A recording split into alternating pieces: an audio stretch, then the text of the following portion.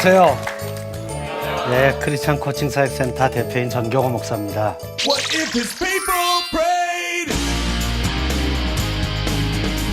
And those who bear his name would only seek his face, yeah. And turn from their own ways. He said that he would hear. 아주 옛날 이야기인데요. 아마 이 중에는 그때 안 태어난 분도 계실 것 같아요. 1970년대에 지구상에 처음으로 오일 쇼크라는 게 일어났습니다. 중동에 있는 많은 산유국들이 오페크라는 걸 만들면서 드디어 이제 원유를 무기로 쓰기 시작했습니다. 원유 가격이 갑자기 배로 뛰었어요. 그럼 제일 먼저 타격을 입는 게 항공사들입니다. 세계 모든 항공사가 이 위기를 어떻게 타개할 것인가 고민을 했는데 대부분은 이게 가격이 배로 뛰었으니까 사람들이 비행기를 잘 안 탈 것이다. 그래서 다 비행기 반을 경납고에 집어넣고 반만 운행하기로 결정합니다. 그런데 노르웨이에 있는 항공사는 다른 결정을 했어요. CEO를 새로운 사람으로 바꿨습니다. 그리고 이 새로운 CEO는 와서 아주 쉬운 방법 하나를 제시했어요. 우리는 비행기를 다 띄운다. 대신에 인사법 하나 바꾼다. 어떤 건지 아십니까? 보통 비행기 타면 승무원들이 서 있어서 이렇게 인사해요. 굿모닝 뭐 이렇게 해요. 좋은 아침이에요. 안녕하세요. 뭐 이렇게. 근데 이 사장님이 와서 승무원 교육을 이렇게 시킵니다. 사람들이 오거든 아이 컨택을 해라. 쳐다도 안 보는데 왜 인사를 하니? 눈을 딱 마주쳐서 서로가 마주치고 웃음을 주고받은 다음에 그 사람의 모습 중에 칭찬할 만한 거 하나를 딱 잡아서 칭찬을 던져라. 이런 겁니다. 딱 쳐다보고 있는데 손님이 마주보고 씩 웃었어요. 같이 웃었어요. 그리고 이렇게 말해요. 손님, 오늘 넥타이 너무 멋있으세요. 사모님, 그 딸내미 너무 이쁜데요. 이거 하나를 바꿨는데 그 해에 노르웨이 이 항공사는 매출액이 배로 뛰었습니다. 요즘은 이게 이제 많이 연습이 돼서 어느 곳에 가나 이렇게 하지 않습니까? 사실 옛날에 안 그랬는데 요즘 은행에 가면 이렇게 탁 들어가면 이 일하는 분이 팍떡 일어나서 손님 제가 모시겠습니다 뭐 이런 인사하잖아요. 이 인사법 하나가 사람을 얼마나 행복하게 하는지 몰라요. 응? 아니 오랜만에 자녀를 만나거나 아니면 자녀와 아침에 일어나서 처음 만났어요. 학교 갔다 온 다음에 만났어요. 아빠들은 여러 가지 일로 바빠서 며칠 못 보다가 자녀를 만날 때도 있습니다. 그때 첫 마디를 뭐라고 던지느냐에 따라서 그날의 대화가 달라질 수 있습니다. 보통은 어떻게 하세요? 대부분의 사람은 굉장히 사무적인 대화를 합니다. 예를 들면 이런 거예요. 오랜만에 친구를 제가 어느 노회하는 데서 만났어요. 대학교 동창인데 걔가 목사가 돼 있을 줄 몰랐어요. 근데 지도 그랬나 봐요. 제가 목사가 되게 당황스러웠나 봐요. 그래갖고 오랜만에 노회에서 만났는데 서로 목사 아닙니까? 근데 첫 마디를 이 친구가 저한테 이렇게 던졌어요. 야, 너 이렇게 뚱뚱해졌냐? 맞는 말이잖아요. 근데 기분이 너무 안 좋더라고요. 그래서 제가 이렇게 대답했어요. 오랜만에 그거밖에 할 말이 없니? 그 뒤로는 대화가 진전이 안 되는 거예요. 다음에 보자. 아니 허구만 대화 중에 내가 제일 듣기 싫은 소리를 골라서 할 건 뭡니까? 기왕이면 이렇게 얘기하면 어떻습니까? 많이 야유였다 야. 아니 그랬으면 내가 그냥 더 쪘지 뭐 이렇게 내가 자수하고 말았을 텐데 대화를 이상하게 시작하는 바람에 그 친구하고는 지금까지 연락을 안 합니다. 왜? 만나면 그 얘기 또 할까 봐. 살 뺀 다음에 보려고. 아빠들도 그럴 때 있어요. 뭐 출장 가시고 뭐 이렇게 바쁘시다가 오랜만에 아들을 만났어요. 그러면 이렇게 아빠들이 보통 그래요. 공부는 잘하고 있냐? 학원은 잘 다니고 있어? 야 지난번에 성적표 왜 안 가져왔어? 그러니까 아들은 아빠를 안 마주치고 싶어요. 사무적인 대화입니다. 근데 이걸 관계적인 대화로 바꾸면 굉장히 좋아집니다. 예를 들면 이런 거예요. 오랜만에 만났어요, 아들을. 아이고, 우리 아들 며칠 만에 보니까 벌써 이만큼 컸네. 아빠 제기 보고 싶었어. 뻥이라도요. 아니, 이러면 아이들이 마음에 역시 아빠는 날 좋아하는구나. 그 다음 말까지 하면 더 좋아요. 아유, 아빠가 이 바쁘다는 핑계로 아들하고 시간을 잘 못 보냈네. 미안하다, 야. 그럼 아들이 뭐라 그러겠어요? 아니요, 아빠. 이렇게 나올 거 아니에요. 한마디 더 하면 더 좋아요. 오늘은 내가 아들하고 시간 보내려고 하루 비웠다. 뭐 하고 싶었어, 아빠랑? 이건 관계 대화죠. 여러분, 엄마들 요즘에 이렇게 초음파 사진 찍죠, 임신하면. 그러면 임신이 확인했어요. 뭐라고 보통 얘기하고 대화를 첫 마디를 하세요? 제 제자아이가 이렇게 말했던데요. 그 사진을 딱 올려놓고 내게로 와줘서 참 고마워.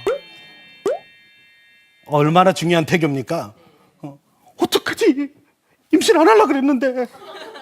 이런 대화 아니고 내게로 와서 고마워. 태어났는데 엄마 아빠가 대부분 이렇게 말합니다. 건강하기만 잘하라. 근데 왜 자꾸 공부 따지죠 지금?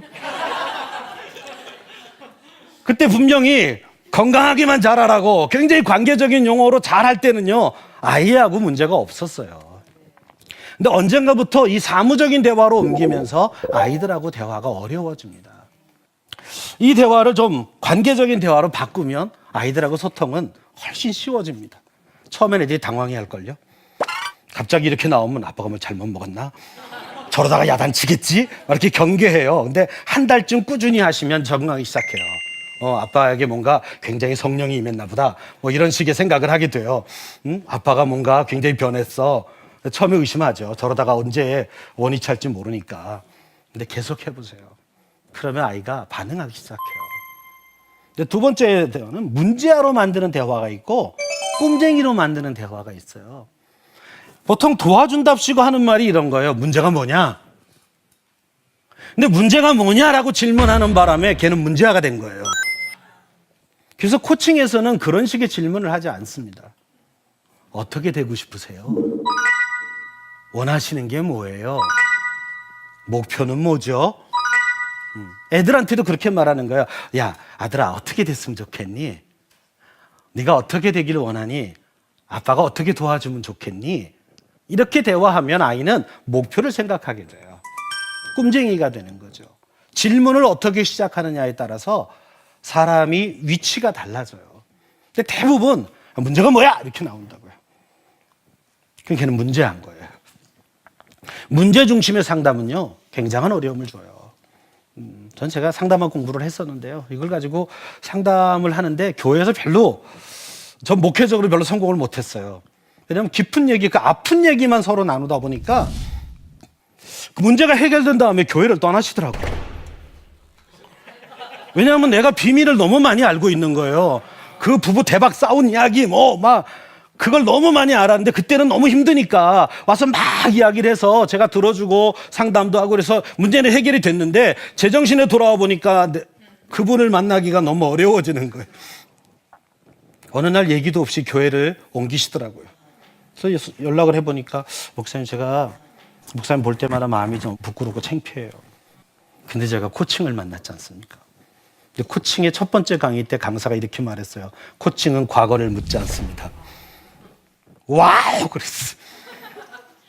이거 배워야 되겠다. 코칭은 뭐 상담하고 많이 상관이 있습니다만은 그래도 소위 긍정심리학을 바탕으로 해서 그리고 정말 목표 중심의 상담 이쪽이 훨씬 더 특화된 아주 이제는 별개의 분야입니다. 근데 아주 쉽게 설명하면 이런 거예요. 현재 내가 있는 곳으로부터 내가 정말 되기를 원하는 곳까지 스스로 갈 수 있도록 도와주는 겁니다. 코칭은 일반적으로 이렇게 말해요. 그 사람 안에 그 사람에 대한 해답이 있다. 매력적이죠. 근데 인본주의예요. 그렇잖아요. 그 사람 문제에 대한 모든 해답이 그 사람 안에 있다. 그럼 하나님도 필요 없네요. 제가 이 코칭을 배우고 나서 이거 큰일 났다. 왜? 이게 굉장히 강력한 툴이거든요. 근데 하나님 없이도 내가 다 방법을 찾을 수 있고 실행할 수 있다. 이런 거 나오니까 이거는 처음부터 교회가 하면 안 되는 사역인 거예요. 그래서 이제 크리스찬 코치들을 모아놓고 한 1년 동안의 작업을 했어요. 이거를 철학을 바꾸자. 이렇게 바꿨어요. 내 안에 있는 모든 문제에 대한 해답은 내 안에 계신 성령께서 인도하신다. 코치와 코치이의 이 양쪽 관계로서의 코칭이 아니라 하나님까지 같이 있는 삼각관계로의 코칭으로 바꿨습니다. 그래서 코칭의 정의를 이렇게 했어요. 내 안에 있는 모든 문제에 대한 해답은 내 안에 계신 성령께서 인도하신다. 그리고 이제 내가 현재 있는 곳으로부터 하나님이 내가 되기를 원하는 모습으로 스스로 찾아갈 수 있도록 돕는 것이 크리스찬 코칭이다. 이렇게 하고 그런 툴로 프로그램들을 만들기 시작했죠. 그러니까 이거는 코칭은 답을 주지 않아요. 코칭 시험 볼 때 답을 말하면 바로 떨어집니다. 둘이 실습하다가 그거는 이렇게 가는 게 좋지 않아요. 바로 경고 들어와요. 심사위원이 그건 코칭이 아닙니다. 심지어 폐쇄적 질문이 들어와도 바로요. 짜장면 먹을래요? 짬뽕 먹을래요? 이건 코칭 질문이 아니에요. 어떻게 해야 되죠? 뭘 드실래요? 애들이 이래야 좋아하지 않습니까? 그래서 이렇게 열린 질문을 통해서 본인이 답을 찾아가도록 도와주는 게 코칭입니다. 아주 쉽게 말하면 갭 줄이기라고 말할 수 있어요. 현재와 목표 사이에 있는 이 갭, 이 간격을 어떻게 메꿔서 이쪽으로 가게 만드나, 이걸 돕는 게 코칭입니다. 그래서 코칭 대안은 과거를 묻지 않아요. 근데 성경적이더라고요. 성경에도 이렇게 써 있지 않습니까? 이전 것은 지나갔으니 보라 새 것이 되었도다. 옛사람의 옷을 벗어버리고 새 사람의 옷을 입어라. 성경에 어디 과거 걸 막 후벼파라 그랬어요? 과거를 묵상하라 그랬습니까? 아니요. 그 모든 은택을 잊지 말지어다. 과거에 기억할 건 하나예요. 하나님이 얼마나 우리를 도우셨고 사랑하셨는가. 그것만 기억하면 돼. 나머지는요, 앞으로 하나님과 함께 얼마나 멋진 인생이 될 것인가를 고민하고 찾고 기도하고. 이거 성경적이다. 그런 마음이 들었어요. 여러분, 코칭 대안은 미래지향적이에요. 목표를 찾게 해줍니다. 그 다음엔 실천지향적이에요. 뭘 해야 되는가를, 투두를 찾아요. 뭘 해야 되는가. 목표를 이루기 위해서 뭘 해야 되는가. 그러니까 아주 구체적으로요.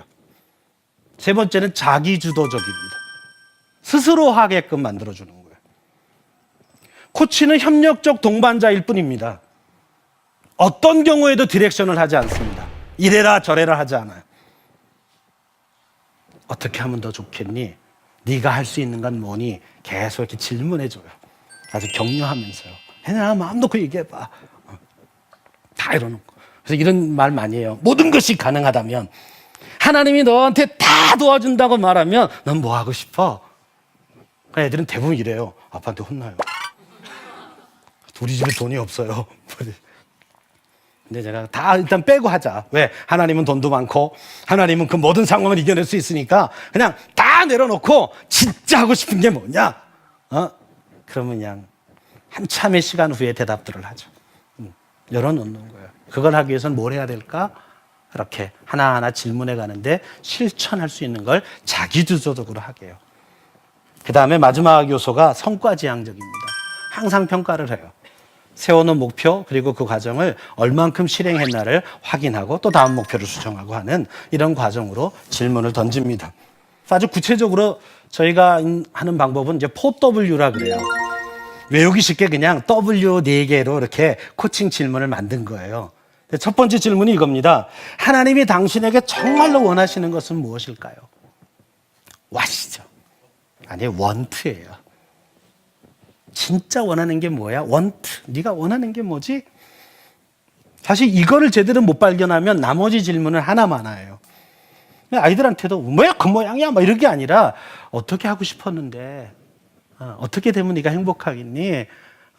네가 이번에 목표는 얼마야? 이렇게 물어보는 거예요. 시험 앞두고 제가 이제 애들한테 이제 자기주도 학습 코칭 같은 거 할 때 물어보죠. 어떤 과목이 제일 힘들어? 영어요. 이번에 목표는 몇 점이냐? 100점이요. 이런 아이는 이제 내면이 건강한 아이예요. 처음부터 30점 맞으면 좋겠어요.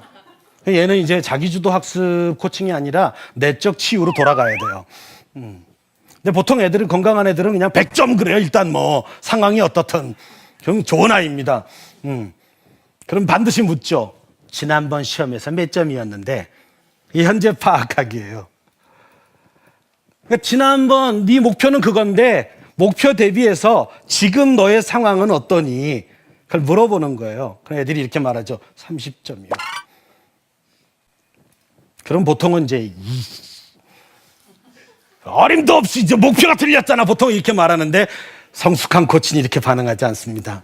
시험은 언제니? 이렇게 묻죠. 내일인데요. 헐. 그래도 참아야 돼요. 내일 시험은 영어만 보니? 아니요, 제가 먹여요. 허걱. 다시 참아야 돼요. 다시 질문합니다. 과목 공부 좀 그동안 해놨니? 아니요, 오늘 밤에 승부를 걸어야 되는데요. 그래도 참아야 합니다. 그럼 이렇게 물어요. 야, 내일이 시험인데 세 과목을 봐야 하는데 지금까지 공부를 하나도 안 해놔서 오늘 밤에 승부를 건다고 했는데 너만의 특별한 비법은 있니? 그러면 이 아이가 벅벅 긁으면서 안 되겠죠? 꼭 안 될 건 없어. 너만의 특별한 비법이 있다면 가능할 것 같아. 그게 뭐니? 없어요. 그럼 어떡할래? 목표를 낮출래요. 몇 점이나? 50점. 오케이! 훌륭하다. 야, 30점에서 50점은 굉장한 전환이야. 벌써 하프라인을 넘는 거 아니니? 위대하다, 야. 애가 좋아해요. 왜냐면 엄마 아빠 앞에서 50점 그럼 얻어 맞았거든요. 어차피 네가 100점이 될 거야. 근데 요번에 50점인 거지. 좋은 목표다, 야.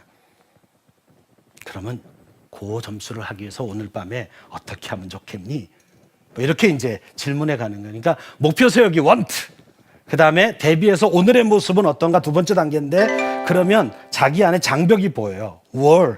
담이라고 하는 뜻의 wall을 써요. 그걸 어떻게 극복할 것인가를 이야기해야 되고 그 다음에 이제 그걸 하기 위해서 어떤 방법으로 갈래? way. 방법 찾기를 합니다. 그건 막 나열하게 해요. 또 계속 물어요. 뭐가 어떤 방법이 좋겠니? 일단 교과서를 봐야 될 것 같아요. 또 참고서도 좀 봐야 될 것 같아요.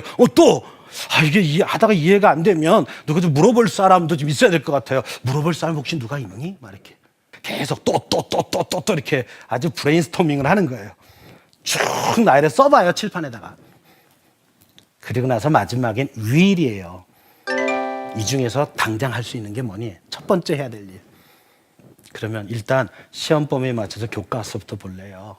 언제까지 볼래? 몇 시부터 시작할 건데? 몇 분 동안 할 건데? 어디서 할 건데? 네가 그걸 하고 있다는 걸 나는 어떻게 알 수 있지? 꼬치꼬치 묻습니다. 짜증날 때까지. 그 나중에 어떤 애는 그랬어요. 내가 그 영상 통화로 보여주면 되잖아요. 오케이. 몇 시에 영상 통화 할 건데? 내가 기다릴게. 이해되셨어요? 아이를 이렇게 하나하나 질문을 해나가면서 이 대답을 따라오면 자기 안에 계획서가 딱 나오게 만들어주는 거예요. 그리고 나선 멋진 계획이야. 야, 오늘 밤에 네 인생이 바뀐다. 야, 난 내일이 기다려진다.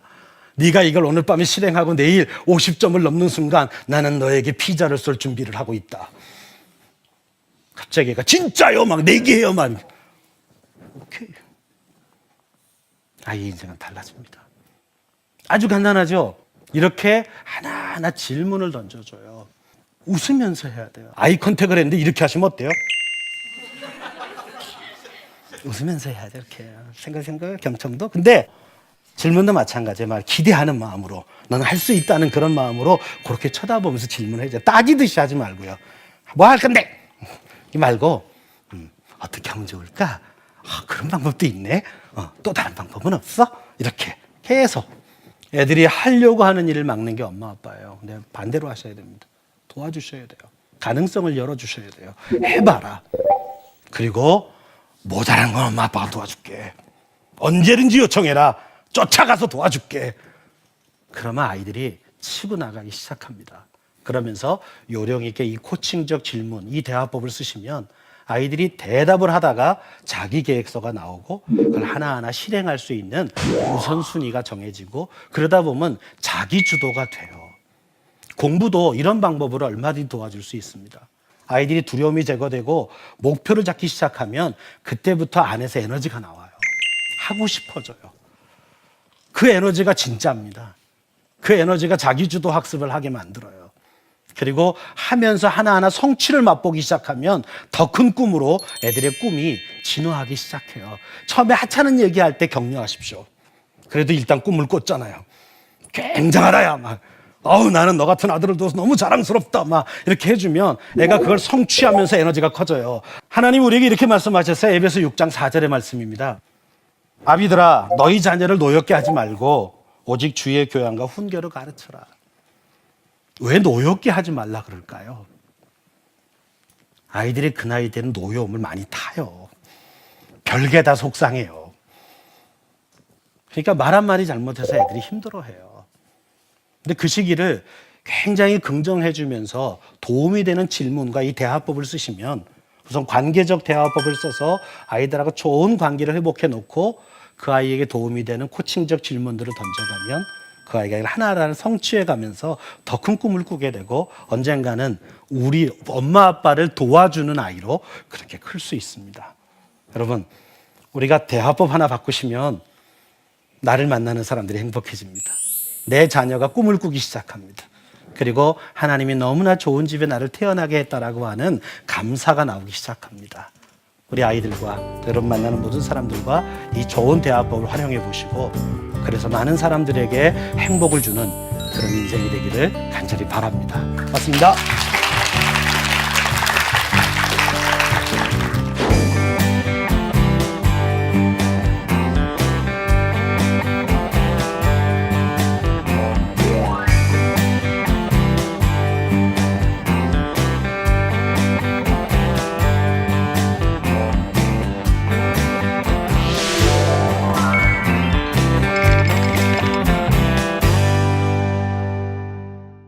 첫 번째 질문입니다.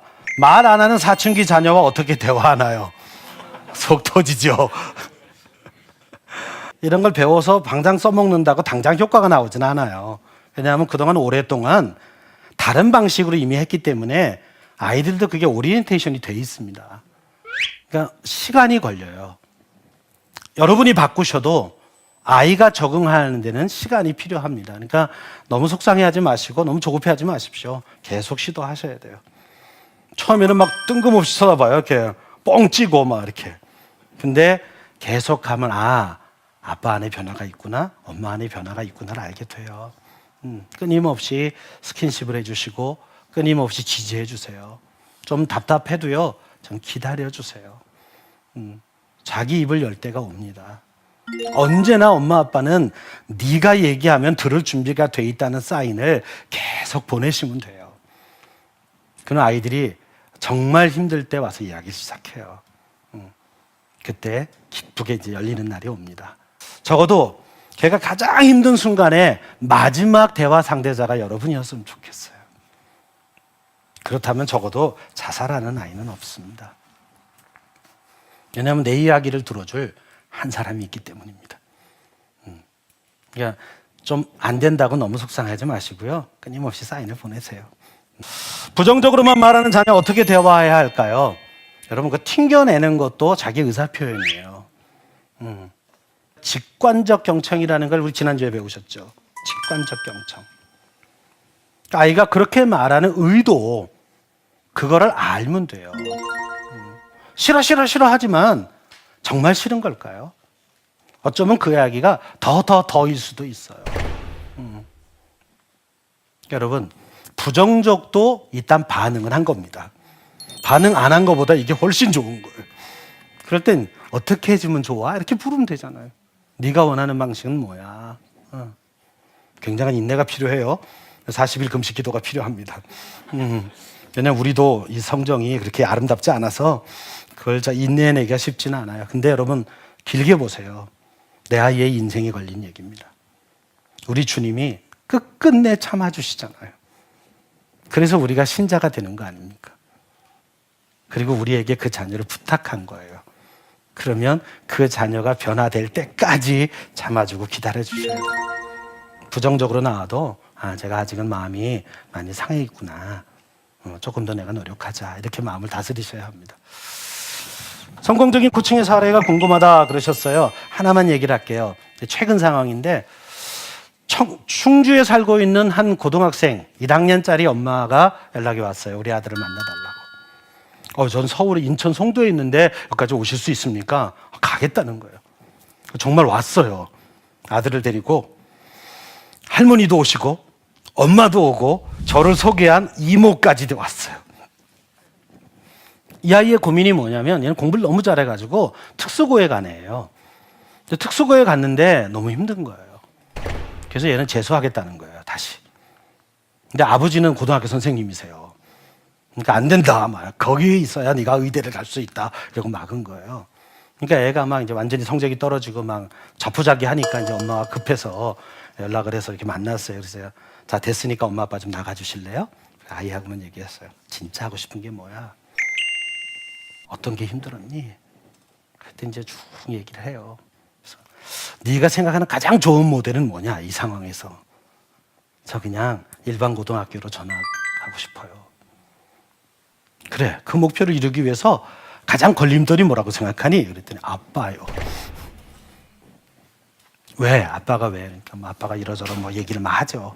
그래서 내가 어떻게 하면 아빠가 네 이야기에 동의할 수 있는지 한번 생각해 보자. 아빠가 왜 못하게 할까? 그랬더니 뭐 공부를 이렇게 여기서 특목고는 잘 관리를 해주는데 일반 고등학교 가서 뭐 흐트러지면 어떨까? 뭐 이런 걱정을 하신다 그래서 그러면 네가 어떻게 말하면 아빠가 동의할까? 제가 계획을 잘 세워서 가면 되겠죠. 그런 계획표를 한번 만들어 볼래? 아빠한테 말하기 전에 네가 전학가 한 다음에 어떻게 공부를 할 것이라고 하는 계획표를 만들어 가지고 아빠랑 한번 대화해 볼래? 해보겠대요. 야이가 얼굴이 그 순간에 밝아졌어요. 해법을 찾은 거예요. 우선 나한테 보내봐. 그러면 내가 도와줄게. 그리고 그걸 가지고 아빠랑 얘기하자. 그랬더니 야이가 뭐 신나게 그날 밤으로 만들어 보냈어요. 근데 너무 잘 만들었어요.